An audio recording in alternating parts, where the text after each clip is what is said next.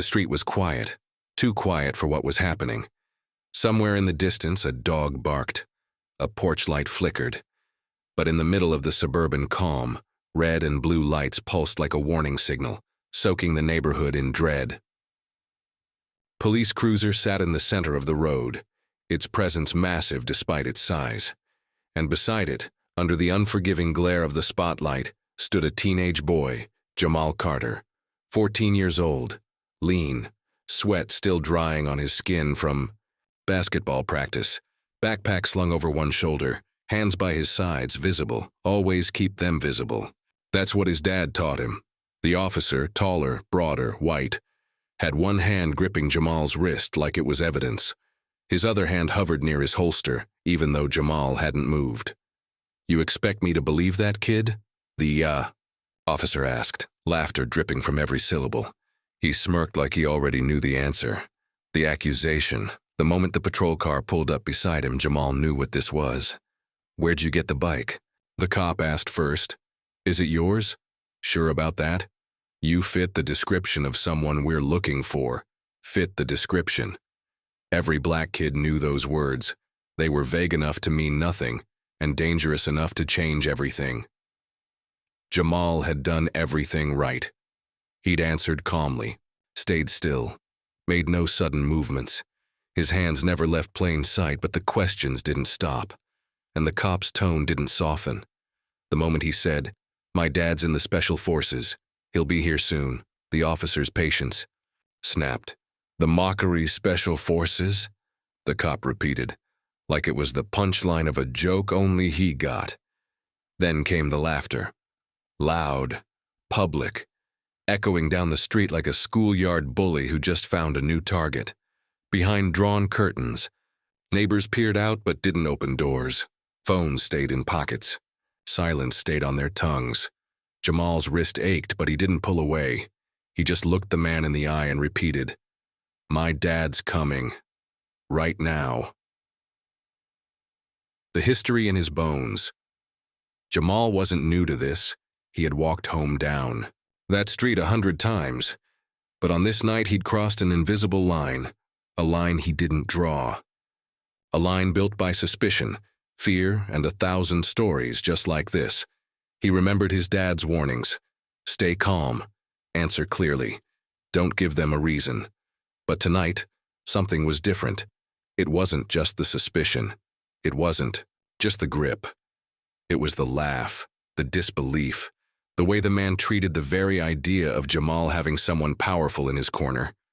Like it was a lie. That disbelief burned more than the accusation. Cracking point. The officer's radio crackled. Static. Then voices. He reached down. Jamal saw it. The shift in stance. The body language every black kid is trained to read by the age of 10. "You're coming downtown with me," the cop said flatly. "We'll sort this out there." He reached for the cuffs. Jamal froze. His mouth went dry. His stomach twisted. He wasn't crying, but everything in him wanted to scream. And then, just as the cuffs clinked, he heard it. Something's coming tires, screeching rubber on asphalt. Fast. Loud. A vehicle that didn't belong on that street. At that hour, a black SUV, large, imposing. It skidded to a stop just behind the patrol car, engine humming like a beast waiting to be unleashed. The officer stiffened. His hand twitched toward his weapon. The passenger door opened. Heavy boots hit the ground. Once, twice. 3 deliberate steps. And then, out of the shadows, a man emerged. The moment the SUV appeared, the air thickened like a thunderstorm about to break. Its tires hadn't just stopped. They'd declared something. That this scene wasn't over yet. Officer Daniels's shoulders tightened. His fingers grazed. His holster out of instinct, not strategy. His years of training hadn't prepared him for this. Not this kind of presence. The SUV door groaned open. Deliberate, slow, like it didn't answer to anyone. And then came the sound that cut through every noise on that street. Boots.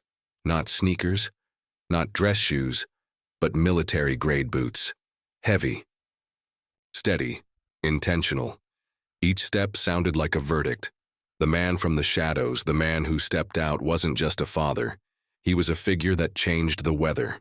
The type of man whose silence carried more weight than most people's words. His eyes scanned the scene. One look at Jamal, cuffed, shoulders tight, eyes proud, but afraid. Then one look at the officer. "Sir, this is police business, officer," Daniels said, almost out of reflex. Wrong move, voice like a loaded weapon. The man's voice was low, controlled, but not calm. No, it was the kind of low that comes right before lightning strikes. "Your business is harassing my son." No yelling, no grandstanding, just fact. Daniel's partner, Officer Ruiz, stepped in, sensing the weight shift. "We had a report. Stolen bike. Kid matched the description." The father didn't blink. "Description?" He took one more step forward. The street seemed to shrink around him. Then, with the same slow precision he used in combat zones around the world, he reached into his pocket and pulled out a leather wallet, flipped it open, held it up. Military ID. Not just any ID, insignia. Rank, clearance. Special. Grisure, the power of proof time stopped. The blood drained from Officer Daniels's. His mouth opened, then closed again.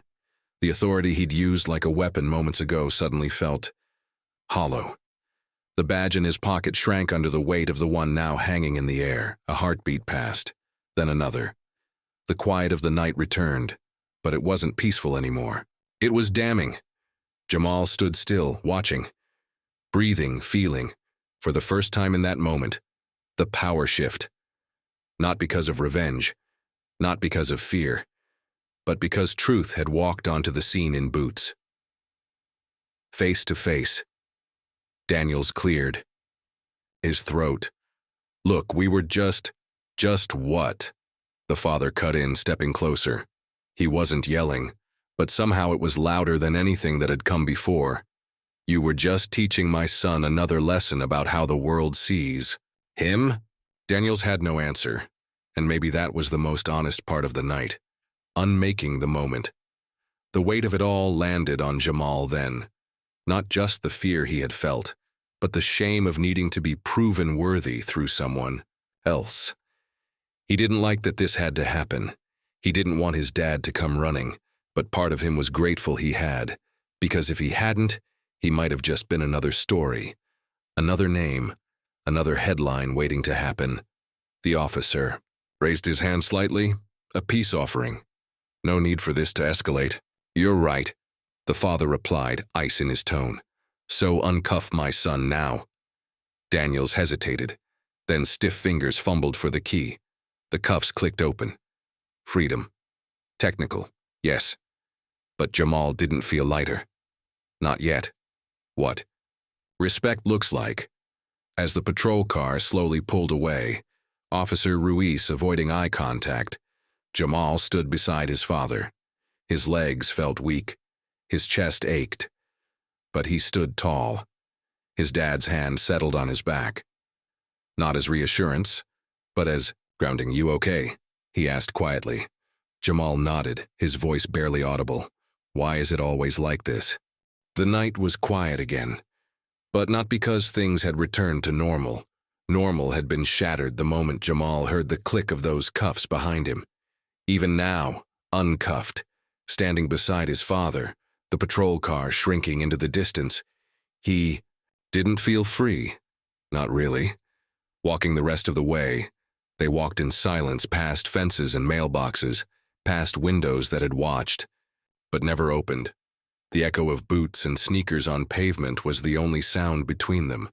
Jamal didn't know what to say, and his father, like always, wasn't one to speak just to fill the quiet. But eventually, the weight of the night cracked something inside him. "Why is it always like this?" he asked, barely louder than a breath. A quiet answer. His father slowed, looked straight ahead, then spoke with the kind of honesty that didn't sugarcoat and didn't flinch, because some people need proof before they give you respect.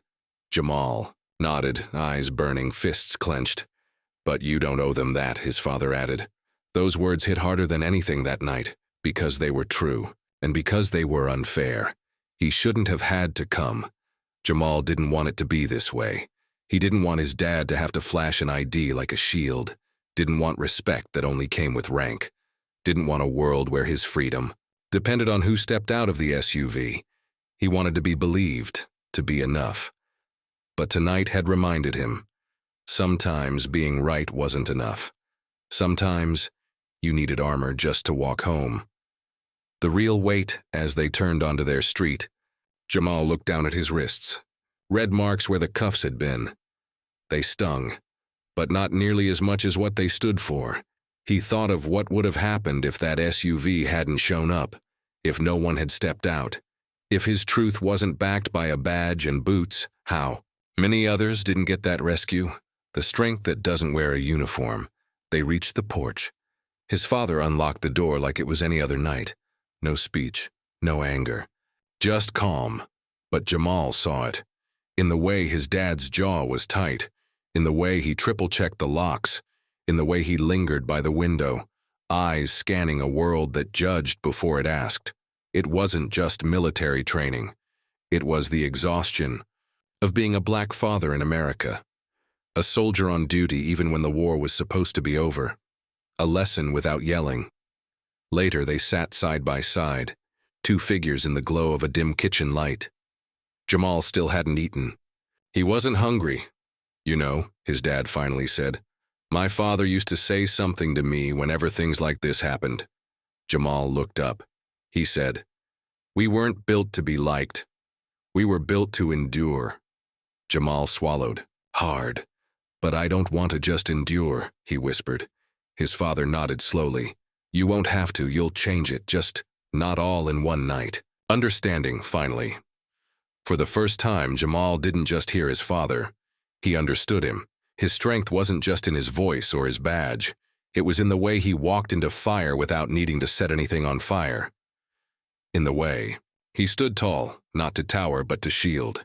Symbolism in the silence outside, the streetlights flickered. Earlier they'd spotlighted a scene of humiliation. Now they quietly watched a moment of healing. No neighbors were watching now. No.